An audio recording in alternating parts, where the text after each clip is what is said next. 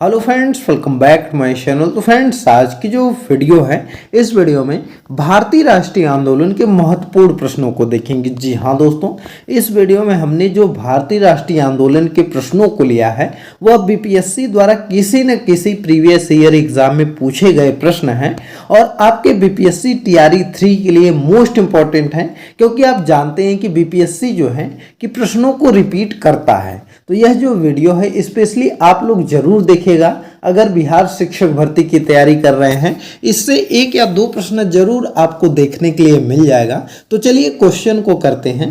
पहला प्रश्न आपका है कि इंडियन नेशनल कांग्रेस की प्रथम भारतीय महिला अध्यक्ष कौन थी। जी हाँ दोस्तों, मोस्ट इंपॉर्टेंट प्रश्न है और इस प्रश्न को ज्यादातर लोग गलत करते हैं। जी हाँ दोस्तों, जब भी आपके एग्जाम में यह प्रश्न आता है ज्यादातर लोग गलत कर देते हैं। और वह क्यों करते हैं? क्योंकि वह लोग डायरेक्ट ऐसे पढ़ते हैं कि इंडियन नेशनल कांग्रेस की प्रथम महिला अध्यक्ष कौन थी और उसके बाद जैसे ही एनी बेसेंट का नाम देखते हैं सही मार के आगे निकल जाते हैं। लेकिन फ्रेंड्स, यहीं पर आपका गलत हो जाएगा, क्योंकि यहाँ पर पूछा गया है कि भारतीय महिला अध्यक्ष कौन थी।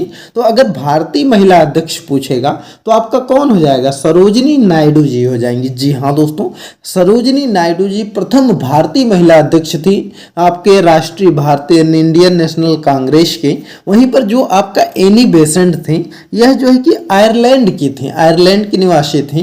तो अगर आपसे पूछाता है कि इंडियन नेशनल कांग्रेस की प्रथम महिला अध्यक्ष कौन थी, तब आपका एनी बेसेंट हो जाएगा। लेकिन अगर पूछ देगा कि भारतीय महिला अध्यक्ष कौन थी, तो आपका सरोजिनी नायडू हो जाएगा। तो इसको आप याद रखिएगा। सरोजिनी नायडू किस सन में अध्यक्ष बनी थी? तो 1925 में जो कानपुर में हुआ था अधिवेशन, वहां पर अध्यक्षता की थी। और जो 1917 में एनी बेसेंट बनी थी, तो इनको याद रखिएगा। 1917 में एनी बेसेंट बनी थी और 1925 में जो है सरोजिनी नायडू जी बनी थी। और दोस्तों, इस चीज को भी आप याद रखिएगा कि अभी तक जो है कि स्वतंत्रता से पहले भारतीय राष्ट्रीय कांग्रेस की कितनी महिलाओं ने अध्यक्षता की है?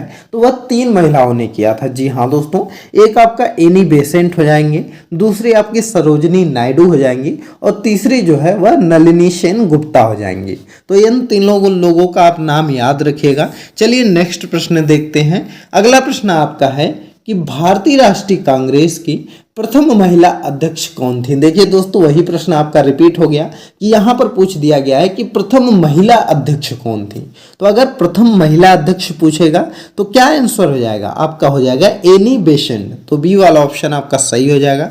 चलिए नेक्स्ट प्रश्न देखा जाए। अगर हम अगले प्रश्न की बात करें तो अगला प्रश्न है कि भारत में नारी आंदोलन इसकी प्रेरणा से प्रारंभ हुआ। तो यहाँ पर पूछा गया है कि जो नारी आंदोलन था वह किसकी प्रेरणा से प्रारंभ हुआ भारत में। तो इसका जो सही आंसर हो जाएगा वह हो जाएगा ज्योतिबा फुले। जी हाँ दोस्तों, ज्योतिबा फुले के जो है से प्रेरणा से प्रारंभ हुआ भारतीय नारी आंदोलन। तो इसको याद रखिएगा। दोस्तों, इस वीडियो में जो भी हम प्रश्न करा रहे हैं उसका जो है कि जैसे ही आपके सामने प्रश्न आता है तो आंसर करने की कोशिश करिए, क्योंकि अभी आपका एग्जाम मात्र 4 से 5 दिन का समय बचा है। तो और लास्ट में आप बताइएगा कि कितने प्रश्न आपके सही हुए और बिल्कुल सही सही बताइएगा ईमानदारी से।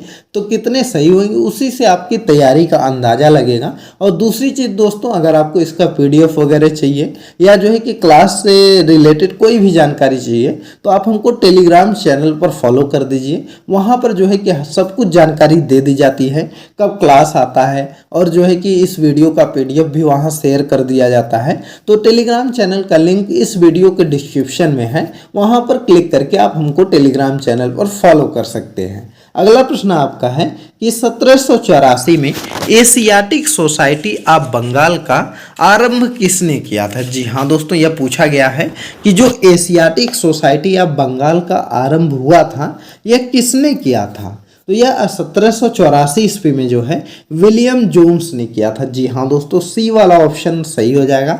इसको आप लोग याद रखिएगा। अगला प्रश्न आपका है, तो अगला प्रश्न देखिए थोड़ा बड़ा है, चलिए पढ़ लेते हैं कि प्रार्थना समाज, यंग इंडिया, लोक हितवादी, सत्य शोधक समाज, रहनुमा माई, मजदायनसन सभा के लिए निम्न विकल्पों में से सही संयोजन पहचानिए। तो देखिए इसमें क्या है कि इसमें आपको सही संयोजन पहचानना है कि सबसे पहले देखिए जैसे प्रार्थना समाज है तो इसको किसने शुरू किया था, तो प्रार्थना समाज के संस्थापक कौन थे, तो प्रार्थना समाज के संस्थापक आपके आत्माराम पांडुरंग थे। वहीं पर यंग इंडिया की बात करें तो यंग इंडिया से संबंधित कौन है, मोहनदास करमचंद गांधी जी हो जाएंगे। वहीं पर अगर हम बात करें लोक हितवादी के तो वह आपके गोपाल हरि देशमुख हो जाएंगे। अगर पूछा जाए सत्य शोधक समाज का तो यह कौन हो जाएंगे, ज्योतिबा फूले जी हो जाएंगे। और वहीं पर पूछा जाएगा रहनुमा माई मजदायसन सभा के संस्थापक कौन थे, तो नौरोबी फुरदोंजी थे। तो इनको आप याद रखिएगा, तो यह बी वाला ऑप्शन आपका सही हो जाएगा। फिलहाल जो है कि इस प्रश्न को कराने का उद्देश्य यही है कि आपको यह चीज याद हो जाए कि प्रार्थना समाज के संस्थापक कौन है, तो प्रार्थना समाज के संस्थापक जो हैं वह आत्माराम पांडुरंग है। वहीं पर यंग इंडिया जो पत्रिका है इसके संपादक कौन है, तो इसके संपादक मोहनदास करमचंद गांधी जी हैं। वहीं पर लोक हितवादी के बारे में पूछे तो गोपाल हरि देशमुख जी हो जाएंगे। सत्य शोधक समाज के बारे में पूछे तो कौन है, तो ज्योतिबा फूले जी हैं। तो देखिए इस प्रश्न को कराने का उद्देश्य यही था कि इसको कराने से 3-4 प्रश्न आपके तैयार हो जाएंगे और इनमें से एक न एक प्रश्न जरूर आपके एग्जाम में आने के चांसेस हैं, क्योंकि जो समाज है इनसे प्रश्न पूछा जाता है। जैसे ब्रह्म समाज की स्थापना किसने की, तो ब्रह्म समाज की स्थापना किसने किया था, तो राजा राम मोहन राय जी ने किया था। और किस सन में किया था, तो किस सन में किए थे, 1828 ईस्वी में किए थे। और जैसे पूछ लिया जाता है कि आर्य समाज की स्थापना कब हुई थी, तो 1875 ईस्वी में हुई थी। किसने किया था, तो दयानंद सरस्वती जी ने किया था। तो यह सब आप याद कर लीजिएगा। दोस्तों हमने इस पर वीडियो भी अपलोड किया है चैनल पर, तो हमारे चैनल पर जाकर के देख लीजिए। अगला प्रश्न है कि नाई धोबी बंद सामाजिक बायकाट का एक स्वरूप था जो 1919 में, तो यह कब चला था, तो किसने चलाया था, तो यह पूछा गया है कि जो नाई धोबी बंद सामाजिक बायकाट का एक स्वरूप था जो 1919 में किसानों द्वारा प्रतापगढ़ जिले में चलाया गया था। जी हाँ दोस्तों, ए वाला ऑप्शन सही हो जाएगा। जो नाई धोबी बंद जो आंदोलन वगैरह था यह जो है कि किसानों द्वारा प्रतापगढ़ जिले में चलाया गया था, तो इसको याद रखिएगा। चलिए दोस्तों अगले प्रश्न को देख लेते हैं। अगला प्रश्न है कि पंजाब भूमि हस्तांतरण अधिनियम कब पारित किया गया था, तो देखिए पंजाब भूमि हस्तांतरण अधिनियम जो पारित किया गया था वह ऑप्शन नंबर सी हो जाएगा। जी हाँ दोस्तों, 1900 ईस्वी में पारित किया गया था, तो इसको आप लोग याद रखिएगा, इंपॉर्टेंट है। चलिए नेक्स्ट प्रश्न देख लिया जाए। अगर हम लोग अगले प्रश्न की बात करें तो अगला प्रश्न है कि अवध के एका आंदोलन का उद्देश्य क्या था, तो देखिए अवध में जो एका आंदोलन हुआ था उसका उद्देश्य क्या था, तो उसका उद्देश्य यही था कि लगान का नगद में परिवर्तन। जी हाँ दोस्तों, जो डी वाला ऑप्शन है वह था कि लगान का नगद में परिवर्तन किया जाए। यही जो है कि एका आंदोलन का उद्देश्य था, तो इसको आप लोग याद रखिएगा। चलिए नेक्स्ट प्रश्न देखा जाए। अगले प्रश्न की बात करें तो यह मोस्ट इंपॉर्टेंट है। जी हाँ दोस्तों, क्योंकि स्वामी सहजानंद जी जो थे वह आपके कहाँ से संबंधित है, तो वह आपके बिहार से संबंधित हैं, तो इसलिए स्वामी सहजानंद के बारे में आप अच्छे से पढ़ लीजिएगा। स्वामी सहजानंद से रिलेटेड आपका TRE 2 में भी प्रश्न आया था और TRE 1 में भी प्रश्न आया था, तो इसलिए इनको जो है कि ध्यान से देखिएगा। स्वामी सहजानंद का संबंध किससे था, तो देखिए जो स्वामी सहजानंद जी का संबंध था वह आपका बिहार के किसान आंदोलन से था। जी हाँ दोस्तों, बिहार के किसान आंदोलन के साथ उनका संबंध था, तो इसको याद रखिएगा। चलिए नेक्स्ट प्रश्न देखा जाए। अगर हम अगले प्रश्न की बात करें तो अगला प्रश्न है कि इनमें से कौन बिहार में किसान आंदोलन के साथ जुड़े थे, तो देखिए अभी पूछा गया है, अभी हमने पीछे आपसे डिस्कस किया कि स्वामी सहजानंद जी जो थे वह किसान आंदोलन से संबंधित थे, लेकिन इसमें देखिए पूछा गया है कि कौन ऐसे हैं जो कि बिहार में किसान आंदोलन से संबंधित थे।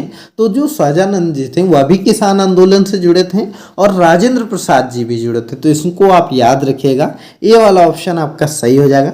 राजेंद्र प्रसाद जी भी आपके कहाँ से संबंधित है, तो बिहार से संबंधित हैं, इनको याद रखिएगा। और कभी कभी पूछ लिया जाता है कि जो 1946 में अंतरिम सरकार बनी थी कांग्रेस की, उसमें जो है कि राजेंद्र प्रसाद को क्या बनाया गया था, तो उनमें जो है कि राजेंद्र प्रसाद जी को खाद्य और कृषि मंत्री बनाया गया था। तो इनको याद रखिएगा, खाद्य एवं कृषि मंत्री किनको बनाया गया था, तो वह बनाया गया था राजेंद्र प्रसाद को। अगला प्रश्न है कि सुरक्षा प्रकोष्ठ की नीति संबंधित है। तो देखिए सुरक्षा प्रकोष्ठ की जो नीति संबंधित है यह किससे है, तो यह वारेन हेस्टिंग्स से है। जी हाँ दोस्तों, वारेन हेस्टिंग्स से संबंधित है, तो इनको याद रखिएगा। चलिए नेक्स्ट प्रश्न देखा जाए। अगर हम अगले प्रश्न की बात करें तो अगला प्रश्न है कि निम्नलिखित में से किसने बंगाल में द्वैध शासन प्रणाली को समाप्त किया। तो देखिए अगर बात किया जाए द्वैध शासन प्रणाली को समाप्त करने की, तो वह किसने किया था, तो वह किया था वारेन हेस्टिंग्स ने। जी हाँ दोस्तों, सी वाला ऑप्शन आपका सही हो जाएगा।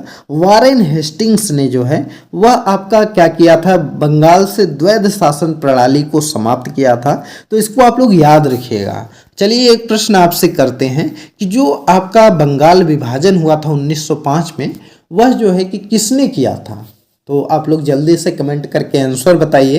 फिलहाल अभी हम जो है कि उसका आंसर इस क्वेश्चन को करने के बाद बताएंगे। तो देख लेते हैं प्रश्न कि लॉर्ड वेलेस्ली की सहायक संधि को स्वीकार करने वाला पहला मराठा सरदार कौन था। जी हाँ दोस्तों, यह जो है कि मोस्ट इंपॉर्टेंट प्रश्न है और इस बार जो है कि आपके एग्जाम में बनने के चांस हैं इस प्रश्न के, तो इसको अच्छे से पढ़िएगा। तो देखिए जो लॉर्ड वेलेस्ली था, इसकी जो सहायक संधि थी, इसका जो सहायक संधि स्वीकार करने वाला मराठा सरदार था, वह आपका कौन था, तो वह था पेशवा बाजीराव सेकंड। जी हाँ दोस्तों, ये वाला ऑप्शन आपका सही हो जाएगा, पेशवा बाजीराव सेकंड था। तो इसको याद रखिएगा। तो दोस्तों चलिए आपको बताते हैं कि जो देखिए बंगाल का जो विभाजन हुआ था 1905 में, किसने किया था, तो लॉर्ड कर्जन ने किया था। तो इसको याद रखिएगा, इंपॉर्टेंट है। चलिए नेक्स्ट प्रश्न देखा जाए। अगला प्रश्न आपका है कि भारत में प्रथम जनगणना किस वर्ष प्रारंभ की गई थी। तो देखिए अगर हम बात करें प्रथम जनगणना की कि कब प्रारंभ किया गया था, तो भारत में जो प्रथम जनगणना हुई थी वह 1872 ईस्वी में हुई थी। जी हाँ दोस्तों, लॉर्ड मेयो के समय में 1872 ईस्वी में हुई थी। लेकिन अगर आपसे पूछ दिया जाए कि जो नियमित जनगणना हुई थी वह किस समय में हुई थी, तो वह आपका हुई थी 1881 में। जी हाँ दोस्तों, नियमित जो जनगणना हुई थी वह 1881 में लॉर्ड रिपन के समय में हुई थी। लेकिन अगर पूछ दिया जाए सिर्फ जनगणना किस वर्ष प्रारंभ हुई, तो 1872 हो जाएगा। और उस समय जो है कि कौन था, तो लॉर्ड मेयो के समय। तो इसको याद रखिएगा। चलिए अगला प्रश्न देखते हैं। अगला प्रश्न आपका है कि वर्नाकुलर प्रेस एक्ट के बारे में निम्नलिखित में से कौन सा कथन सही है। तो चलिए देख लेते हैं। इसे लॉर्ड लिटन द्वारा अधिनियम किया गया था। तो क्या यह प्रश्न आपका सही है? जी हाँ, बिल्कुल सही है। इसमें दिया गया है जो यह वर्नाकुलर प्रेस एक्ट था यह लॉर्ड लिटन ही लाया था, और जो अखबार थे उन पर प्रतिबंध लगाने के लिए यह लाया गया था। तो इसको याद रखिएगा। अगला है कि इसे गॉगिंग अधिनियम के रूप में भी जाना जाता है।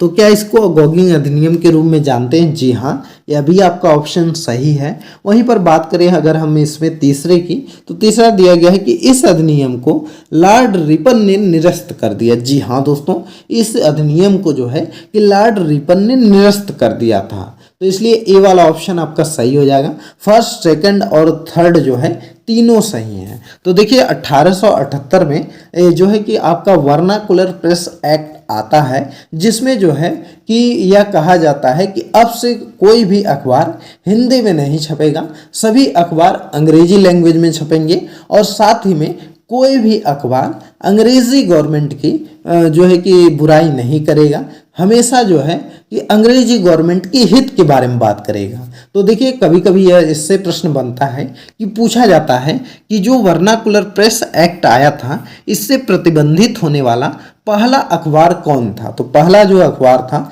वह ईश्वर चंद्र विद्यासागर का सोम प्रकाश था। तो याद रखिएगा। और कभी कभी पूछा जाता है कि कौन सा ऐसा अखबार था जिसने जो है कि वर्नाकुलर प्रेस एक्ट के डर से रातों रात अपनी लैंग्वेज को बदल लिया था, तो वह था अमृत बाजार। जी हाँ दोस्तों, अमृत बाजार जो अखबार था, उन्होंने अपनी जो है कि लैंग्वेज को रातों रात चेंज कर लिया था। और यह इसके संस्थापक कौन थे, कौन छापते थे, तो शिशिर कुमार घोष छापते थे। तो इनको याद रखिएगा। चलिए नेक्स्ट प्रश्न देखा जाए। लॉर्ड मेयो के 1870 के संकल्प के बारे में निम्नलिखित कथनों में से कौन सा सही है, तो इसको आपको बताना है। तो चलिए देख लेते हैं क्या दिया गया है। तो दिया गया है केंद्रीय और प्रांतीय वित्त को विभाजित करने वाला यह पहला कदम था। तो क्या यह सही है? तो देखिए, केंद्रीय और प्रांतीय वित्त को विभाजित करने वाला यह पहला कदम था, तो यह बिल्कुल सही है। वहीं पर अगर बात किया जाए कि प्रांतीय सरकारों को कुछ सेवाएं प्रशस्त करने का अधिकार दिया गया था, तो यह भी आपका सही है। इसमें मौजूदा असमानता को सुधारने का प्रयास किया गया था, तो यह भी आपका सही है। और इसमें प्रांतों की वास्तविक आवश्यकताओं को ध्यान केंद्रित किया गया था, तो यह भी आपका सही है। तो इसमें चारों ऑप्शन सही दिए गए हैं, तो इसलिए क्या ऑप्शन हो जाएगा? तो ऑप्शन नंबर ए आपका जो है वह सही हो जाएगा। चलिए नेक्स्ट प्रश्न देखते हैं। अगला प्रश्न आपका है कि महारानी विक्टोरिया को भारत की सम्राज्ञी नियुक्त किया गया था। जी हाँ दोस्तों, जो महारानी विक्टोरिया थी, इनको जो है कि भारत की सम्राज्ञी कब नियुक्त किया गया था, मतलब इनको जो है कि कैसर ए हिंद की उपाधि कब दिया गया था? तो देखिए, यह जो महारानी विक्टोरिया को यह 1877 ईस्वी में इनको जो है कि सम्राज्ञी, भारत की सम्राज्ञी नियुक्त किया गया था। तो इसको याद रखिएगा। इनको जो है कि कैसर ए हिंद की उपाधि भी दिया गया था, तो इसको भी याद रखिएगा। चलिए नेक्स्ट प्रश्न देखते हैं। अगला प्रश्न आपका है, महारानी विक्टोरिया को भारत की सम्राज्ञी नियुक्त किया गया था। तो देखिए, महारानी विक्टोरिया को भारत की सम्राज्ञी कब नियुक्त किया गया था? तो वह आपका किया गया था 1877 ईस्वी में। जी हाँ दोस्तों, सी वाला ऑप्शन आपका सही हो जाएगा। अगला प्रश्न देख लेते हैं। अगला प्रश्न है, CR दास मोतीलाल नेहरू ने कांग्रेस के भीतर स्वराज पार्टी किस उद्देश्य से बनाई थी? तो देखिए, जो चित्तरंजन दास जी थे और मोतीलाल नेहरू जी जो थे, वह कांग्रेस के भीतर ही स्वराज पार्टी किस उद्देश्य से बनाए थे? तो इसका जो सही आंसर है वह है राज्य परिषदों के चुनाव में भाग लेने के लिए। जी हाँ दोस्तों, उस समय जो है कि राज्य परिषद के चुनाव होने वाले थे, इसलिए उसमें जो है कि भाग लेने के लिए चित्तरंजन दास जी और मोतीलाल नेहरू जी ने जो है ये आपका जो स्वराज पार्टी है वह बनाए थे। तो इसको याद रखिएगा। अगला प्रश्न देख लिया जाए। अगला प्रश्न देखते हैं। तो अगला प्रश्न आपका है कि डॉक्टर अंबेडकर और महात्मा गांधी के बीच दूसरे गोलमेज संगोष्ठ के समय किस विषय पर मतांतर हो गया था? तो इसमें यह पूछा गया है कि जो डॉक्टर अंबेडकर जी थे और जो महात्मा गांधी जी जो थे, उन जो द्वितीय गोलमेज सम्मेलन हुआ था, तो किस पर जो है कि दोनों के मतों में अंतर हो गया था? तो वह आपका हो गया था दलितों के पृथक निर्वाचन। जी हाँ दोस्तों, दलितों का पृथक जो है कि मतदान को लेकर के वहाँ पर उनमें मतभेद हो गया था, क्योंकि जो गांधी जी थे वह चाहते थे कि सभी लोगों का एक साथ चुनाव होगा, और जो आपके डॉक्टर भीमराव अंबेडकर जी थे वह दलितों का पृथक निर्वाचन चाहते थे। तो इसी को लेकर जो है कि उनमें अंतर हो गया था, और गांधी जी जो है कि गुस्सा होकर द्वितीय गोल में छोड़कर ही चले आए थे।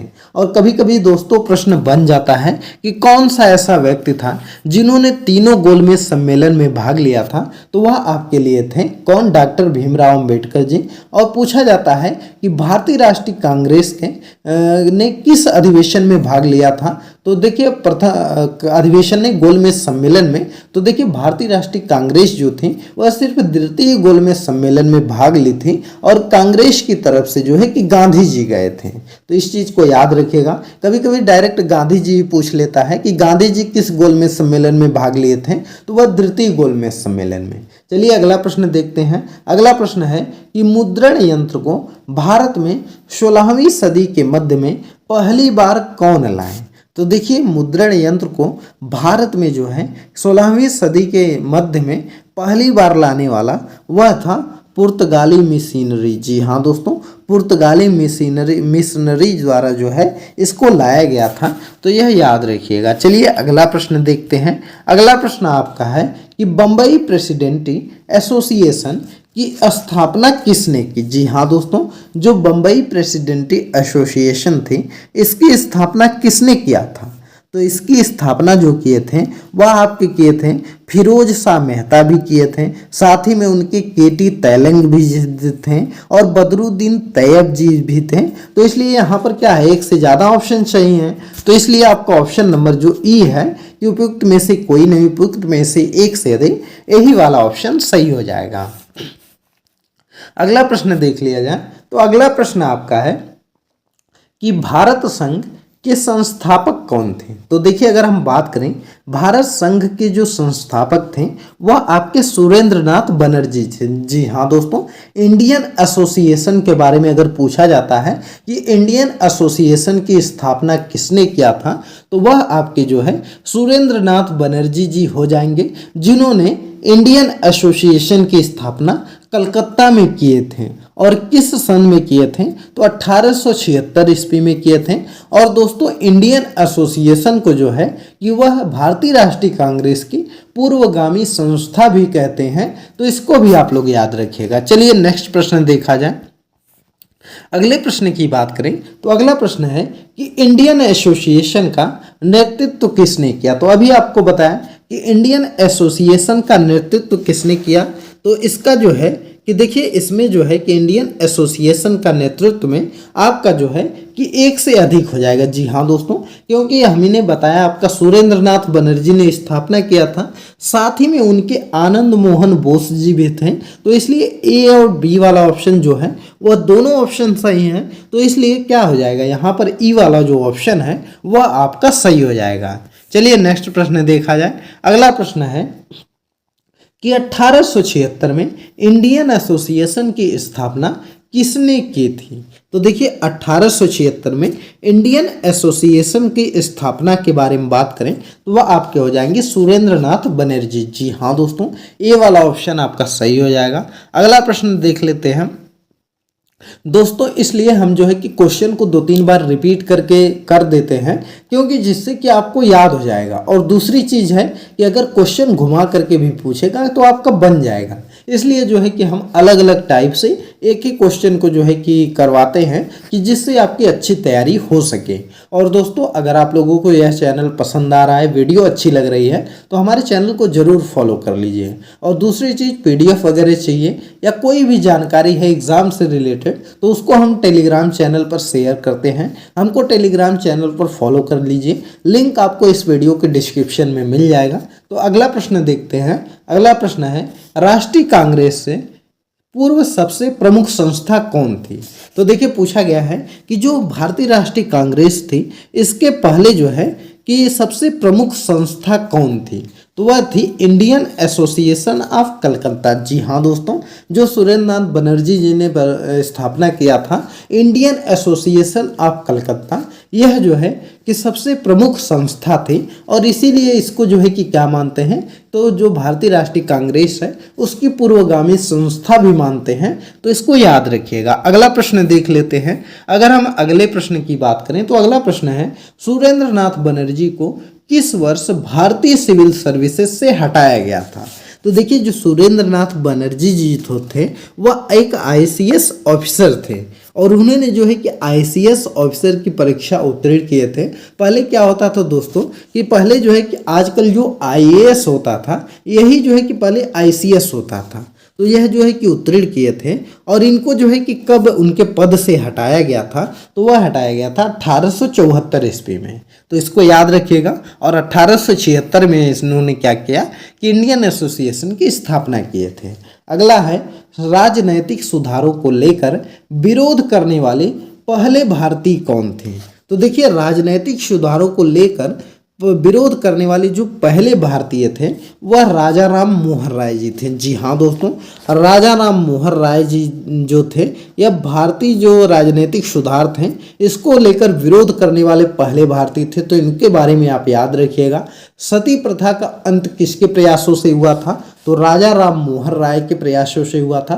ब्रह्म समाज की स्थापना किसने किया था? तो राजा राम मोहन राय जी ने 1828 ईस्वी में किया था। और राजा राम मोहन राय जी ने जो है सती प्रथा का जो अंत करवाया था, तो उस समय जो है कि किसने अंत किया था, किस गवर्नर जनरल ने? तो उस समय जो था वह विलियम बेंटिक था। तो इसको आप लोग याद रखिएगा, इंपॉर्टेंट है। और कभी कभी पूछ देता है कि संवाद कौमुदी किसकी रचना है, तो वह राजा राम मोहन राय जी की है। तो चलिए नेक्स्ट प्रश्न देख लेते हैं। दोस्तों जो हम एक्सप्लेन करते हैं उसको आप लोग अच्छे से सुना करिए, इससे भी प्रश्न बन सकते हैं आपके।